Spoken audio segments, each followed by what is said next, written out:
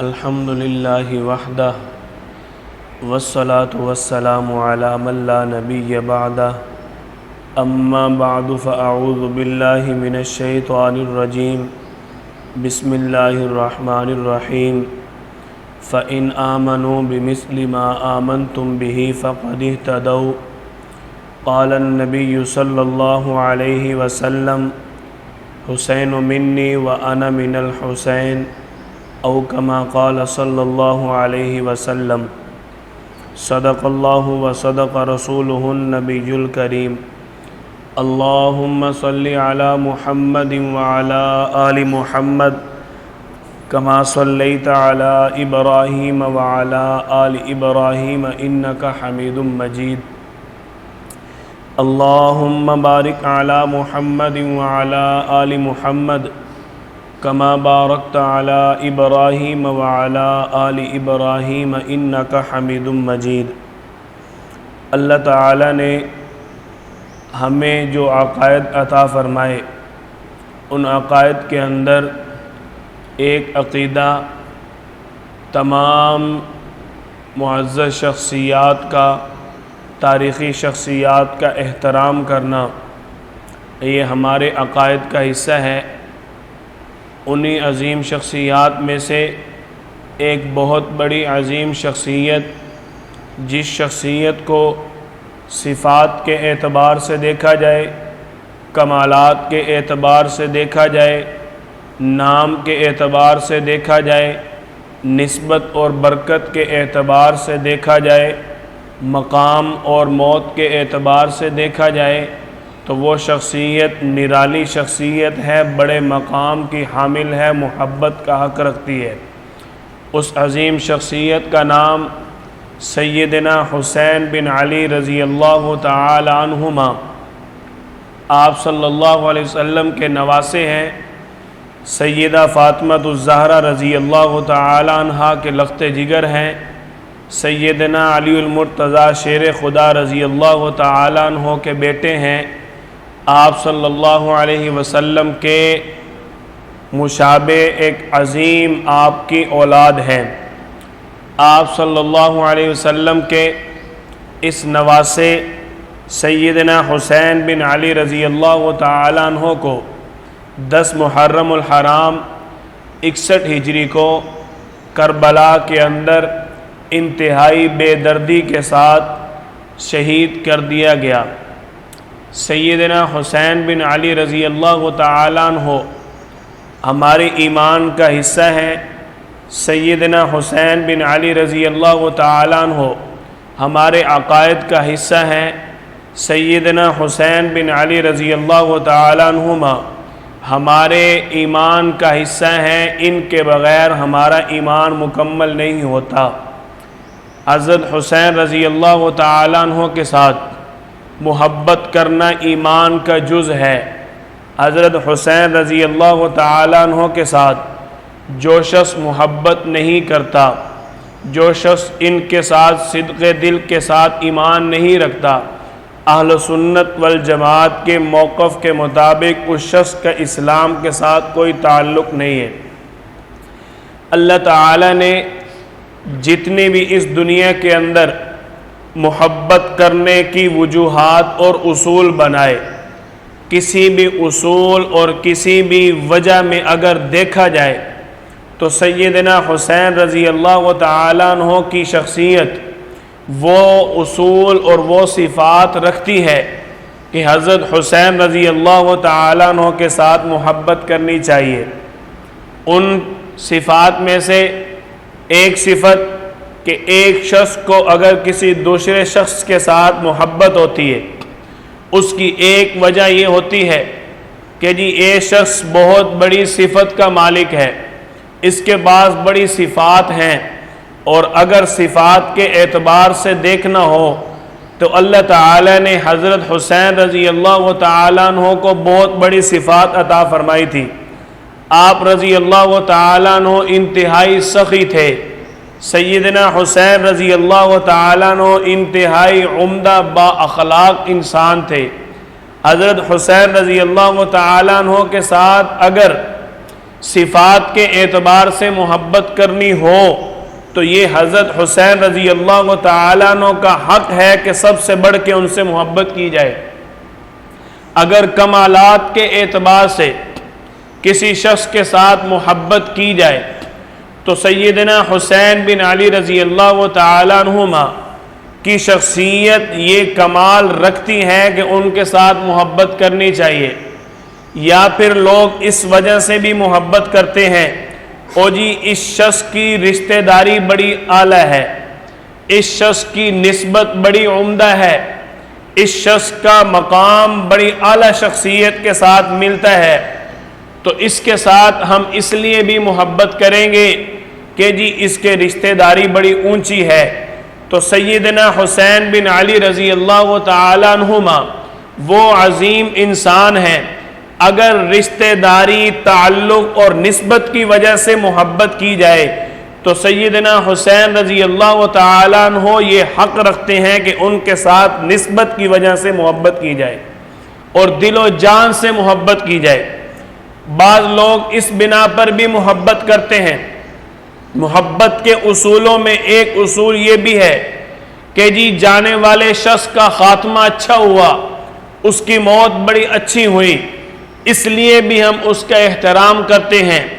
تو اگر خاتمہ اچھا ہونے کی وجہ سے محبت کرنی ہو تو سیدنا حسین رضی اللہ تعالیٰ عنہ یہ مقام رکھتے ہیں کہ اللہ تعالیٰ نے ان کو مقام شہادت عطا فرمایا کہ ان کی موت اتنی عمدہ اور اعلیٰ، وہ موت جس موت کی تمنا سرور کونین صلی اللہ علیہ وسلم خود کرتے تھے کہ یا اللہ مجھے تو شہادت کی موت عطا فرما، وہ موت سیدنا حسین رضی اللہ تعالیٰ عنہ کو اللہ تعالیٰ نے عطا فرمائی۔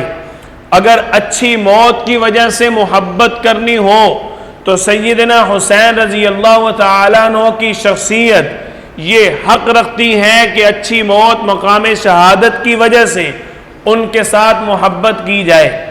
اب اللہ تعالیٰ نے جو حضرت حسین رضی اللہ تعالیٰ عنہ کو مقام دیا، وَلَا تَقُولُوا لِمَنْ يُقْتَلُ فِي سَبِيلِ اللَّهِ أَمْوَاتٌ بَلْ أَحْيَاءٌ وَلَكِنْ لَا تَشْعُرُونَ، اللہ کے راستے کے اندر شہید ہونے والے مردہ نہیں ہوتے بلکہ وہ زندہ ہیں۔ اللہ تعالیٰ فرماتے ہیں ان کی زندگی کا تمہیں شعور نہیں ہے۔ اب حضرت حسین رضی اللہ تعالیٰ عنہ اپنی ذات کے لیے نہیں نکلے، اپنے خاندان، اپنے جائیداد کے لیے نہیں نکلے، اپنے کسی بھی کام کے لیے نہیں نکلے۔ حضرت حسین رضی اللہ تعالیٰ عنہ کے نکلنے کا جو مقصد تھا کہ یزید کو کسی طریقے اچھی طرح پرکھا جائے کہ یہ یزید جو لوگوں کو اپنی بیعت پر آمادہ کر رہے ہیں، لوگوں کو جو دعوت دے رہے ہیں کہ میری بیعت کرو، میں خلافت کا اہل ہوں، لیکن حضرت حسین رضی اللہ تعالیٰ عنہ کے پاس پہنچنے والی خبریں، حضرت حسین رضی اللہ تعالیٰ عنہ کا مقام ولایت یہ کہتا تھا کہ یزید خلافت کا حق نہیں رکھتا۔ سارے لوگوں سے یزید اگر بیعت لے رہا ہے تو میں یزید سے ملاقات کر کے اس کو اس بات کی طرف توجہ دلاؤں کہ تو نیک اور متقی نہیں ہے، اور جو شخص خلافت کا حق رکھتا ہو اس کے لیے متقی اور نیک ہونا ضروری ہوتا ہے۔ اب حضرت حسین رضی اللہ تعالیٰ عنہ نکلتے ہیں، حضرت حسین رضی اللہ تعالیٰ عنہ ابھی نکلنے کا ارادہ کرتے ہیں کہ حضرت حسین رضی اللہ تعالیٰ عنہ کو 3 صحابی رسول، تینوں کا نام عبداللہ، منع کرتے ہیں۔ عبداللہ بن عباس، عبداللہ بن زبیر، عبداللہ بن عمر رضی اللہ تعالیٰ عنہم عرض کرتے ہیں اے نواسہ رسول، جگر گوشہ بطول، ہم آپ کے ساتھ دل و جان سے محبت کرتے ہیں۔ کوفہ کے لوگ اگر آپ کو دعوت دیتے ہیں، اگر آپ کو بلاتے ہیں، ہمیں ان لوگوں پر کسی قسم کا کوئی اعتماد نہیں ہے۔ حضرت حسین رضی اللہ تعالیٰ عنہ نے سینکڑوں خط کھول کے سامنے رکھ دیے، دیکھو مجھے اتنے خط لکھے گئے، کہ آپ ہمارے پاس آئیں، ہم آپ کے ہاتھ پر بیعت کرنا چاہتے ہیں، ہم آپ کو اپنا خلیفہ بنانا چاہتے ہیں. لیکن یہ یزید اور یزیدی ٹولے کی سازش تھی، جس سازش سے صحابہ کرام نے باخبر کیا. حضرت حسین رضی اللہ تعالیٰ عنہ رک جاتے ہیں، لیکن ساتھ ہی ایک مشورہ دیا کہ میں اپنے چچا مسلم بن عقیل کو بھیج کر وہاں سے مخبری کرواتا ہوں کہ پتہ چل جائے گا کوفہ کے حالات کیا ہیں، وہاں کے لوگ چاہتے کیا ہیں. اب حضرت حسین رضی اللہ تعالیٰ عنہ نے حضرت مسلم بن عقیل رضی اللہ تعالیٰ عنہ کو بھیجا. اس وقت کوفہ کے گورنر تھے حضرت نعمان بن بشیر رضی اللہ تعالیٰ عنہ. جب حضرت مسلم بن عقیل وہاں پر پہنچے، یزید نے حضرت نعمان بن بشیر رضی اللہ تعالیٰ عنہ کو گورنر کی سیٹ سے اتار کر عبداللہ بن زیاد کو گورنر بنا دیا. یہ وہ بدبخت ہے ابن زیاد جس نے حضرت حسین رضی اللہ تعالیٰ عنہ کو بے دردی کے ساتھ شہید کیا. اب حضرت مسلم بن عقیل کی تو لوگ پہلے بیعت کر رہے تھے. جب ابن زیاد آیا، اب جو لوگ بیعت کر رہے تھے اس کو بھی اس نے ڈرا دیا. اب آپ بتائیں، ایک جگہ ایک شخص کی حکمرانی ہو اور وہ لوگوں کو ڈرا دے کہ تمہیں جان سے مار دیا جائے گا اگر تو نے ہماری ریاست کے اندر کسی اور کی حمایت کی. پاکستان میں رہ کر ہم انڈیا کی حمایت نہیں کر سکتے، انڈیا میں رہ کر پاکستان کی حمایت نہیں کر سکتے.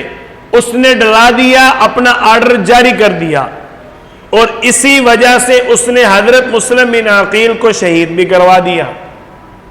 حضرت حسین رضی اللہ تعالیٰ عنہ ادھر سے چل پڑے تھے. حضرت حسین رضی اللہ تعالیٰ عنہ کو تو خبر ملی تھی لوگ بیعت کے لیے تیار ہو چکے ہیں، لیکن یہ خبر بعد میں ملی کہ گورنر بدل دیا گیا ہے، ابن زیاد کو مقرر کر دیا گیا. اب حضرت حسین رضی اللہ تعالیٰ عنہ جب کوفہ کے قریب پہنچے، خبر ملی مسلم بن عقیل رضی اللہ عنہ کو شہید کر دیا گیا. اب حضرت حسین اور آپ کا خاندان رضی اللہ عنہم سارے تیار ہو گئے کہ ہم تو اب بدلہ لیے بغیر یہاں سے نہیں جائیں گے. ادھر عبداللہ بن زیاد اپنی بدماشی پر تیار تھا، اس نے پورا پلان تیار کیا ہوا تھا. نہ جانے کون کون سی سازش انہوں نے تیار کی ہوئی تھی. اور حضرت حسین رضی اللہ تعالیٰ عنہ جیسے معصوم انسان، انتہائی شریف انسان، آپ صلی اللہ علیہ وسلم کی اولاد میں اتنے پیارے لاڈلے حسین، ان کو سازشوں کا مقابلہ کرنا تو آتا تھا لیکن سازشیں کرنی نہیں آتی تھی. آپ صلی اللہ علیہ وسلم نے گھٹی دی ہے، آپ صلی اللہ علیہ وسلم کی گھٹی نے یہ تو اثر دیا کہ سازشوں کا مقابلہ کرنا ہے، لیکن آج تک کسی مسلمان کو اسلام نے سازش کرنا نہیں سکھایا. اب حضرت حسین رضی اللہ تعالیٰ عنہ جب وہاں کربلا کے میدان میں پہنچے، ابن زیاد، عبداللہ بن زیاد اور اس کے ساتھ شمر جو تھا، انہوں نے مل کر حضرت حسین رضی اللہ تعالیٰ عنہ کو شہید کر دیا. اب ایک آدمی جس کا نام حر بن یزید ہے، یہ وہ یزید بیٹا نہیں ہے، یہ اور یزید ہے، حر بن یزید، انہوں نے وہاں پر اپنی فوج عبداللہ بن زیاد کے اندر کھڑے ہو کر کہا، تم بڑے بدبخت ظالم ہو، تم یہ کیا سوچ رہے ہو، تم کیا کرنے جا رہے ہو، تمہیں نظر نہیں آتا سامنے کون کھڑا ہے، تمہیں نظر نہیں آتا اس کو تو میرے نبی نے گھٹی دی ہے، یہ وہ ہے جس کو میرے نبی نے فرمایا سیدہ شباب اہل الجنہ، یہ حسین جنت کے نوجوانوں کا سردار ہے، تم اس کے بغیر جنت میں کیسے جاؤ گے، تم اس کے اوپر ظلم کرنے والے ہو. یہ حر ان کے لشکر سے نکل کر حضرت حسین کے لشکر میں جا کر مل گیا، میں تو حسین کی طرف سے لڑوں گا. حضرت حسین رضی اللہ تعالیٰ عنہ سے پہلے شہید ہوا. حضرت حسین رضی اللہ تعالیٰ عنہ کی حفاظت کرنے والوں نے پورا زور لگایا. اب یہ دور تو نہیں تھا کہ جی فوراً سازش شروع ہو گئی ہے، کوفہ والے دھوکہ پر آ گئے، انہوں نے منافقت کر دی. یہاں سے فوراً میسج کر دو, فوراً ترکی والوں کو میسج کرو جی, یہاں پاکستان کے اندر اسلام کے خلاف سازش ہو گئی, سعودی عرب میسج کر دو جی, فوج بھیج دو. یہ دور تو تھا نہیں. دور تو وہ تھا کہ ایک خط کئی دن کئی مہینے بعد پہنچتا تھا. اب حضرت حسین رضی اللہ تعالیٰ عنہ جب وہاں پہنچے تو عبداللہ بن زیاد تو پہلے اسی لیے گورنر آیا تھا. کیوں؟ یزید سب سے بیعت لے رہا تھا. حضرت حسین رضی اللہ تعالیٰ عنہ یزید کو یہ سمجھانے آئے تھے تو خلافت کا اہل نہیں ہے. جو یہ کہا جاتا ہے نا کہ حضرت حسین رضی اللہ تعالیٰ عنہ نے 3 شرائط پیش کی تھی. نمبر 1, مجھے واپس جانے دو. نمبر 2, مجھے سرحدوں پہ جانے دو. نمبر 3, مجھے یزید کو ملنے دو.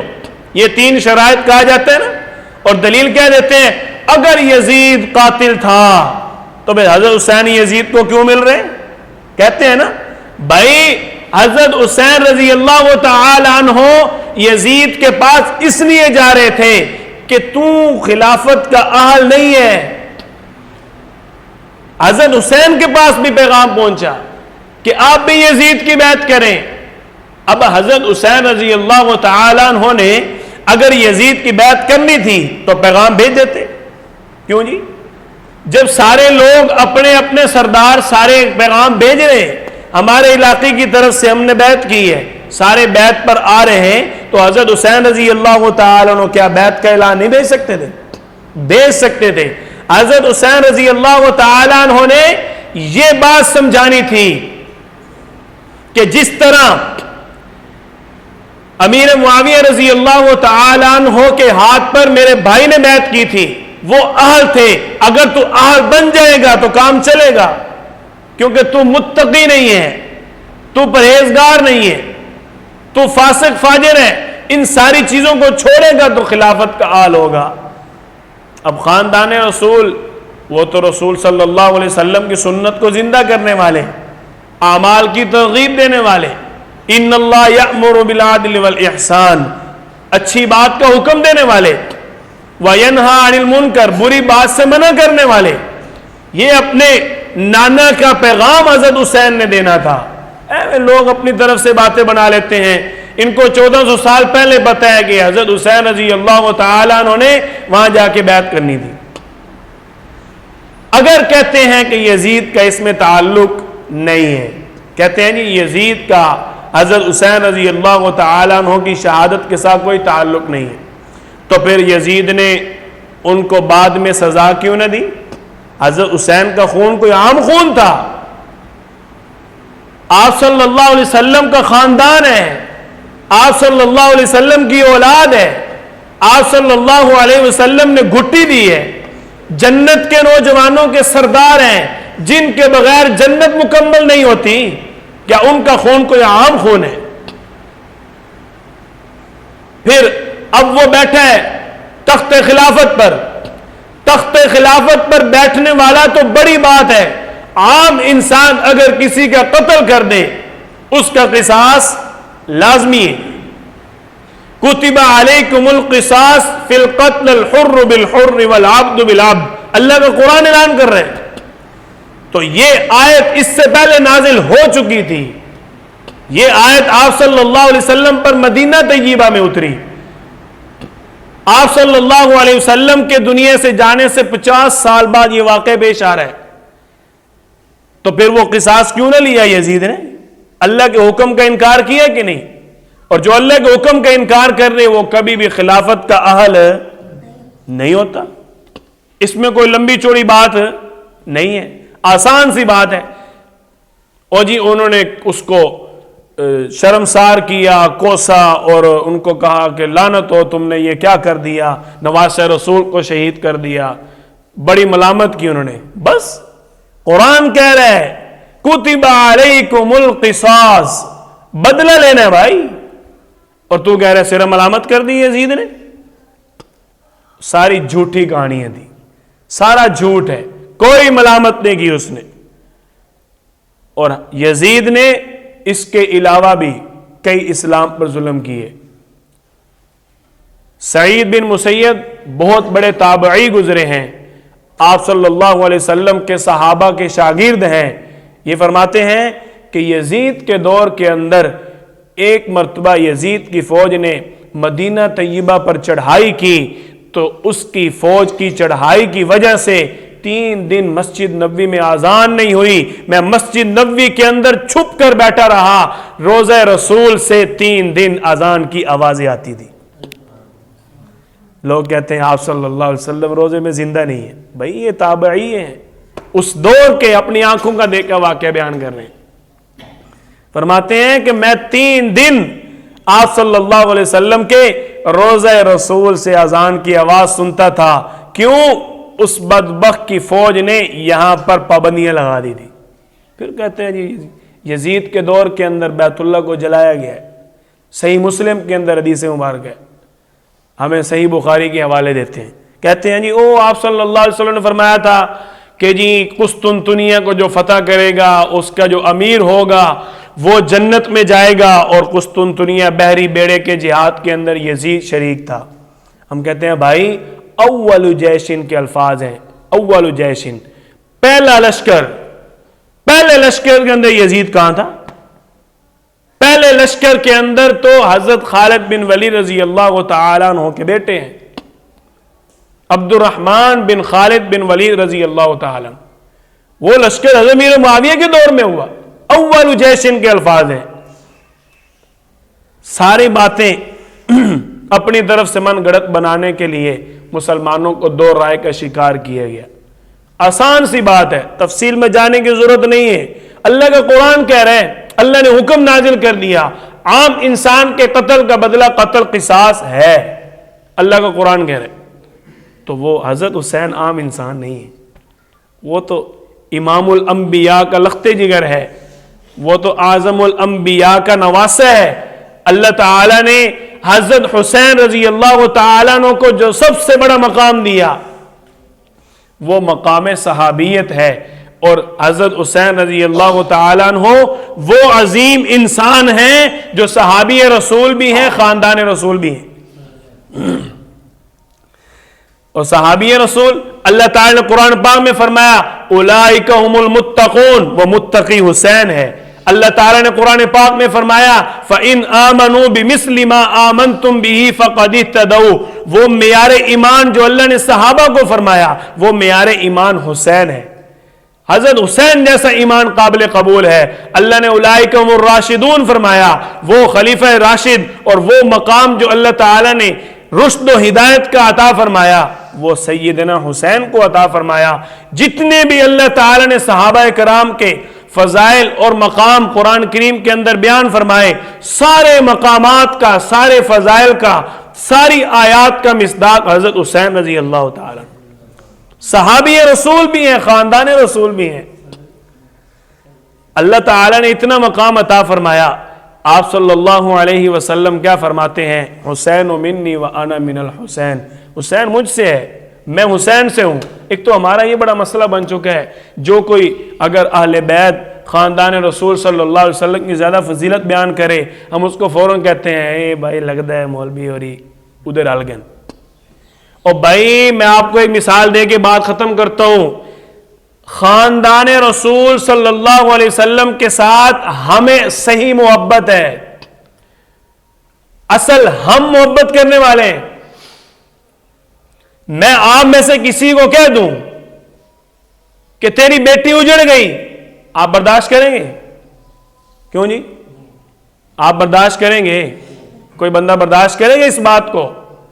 وہاں تو میرے نبی کی اولاد کو، بیٹیوں کو کیا کہا جا رہا ہے؟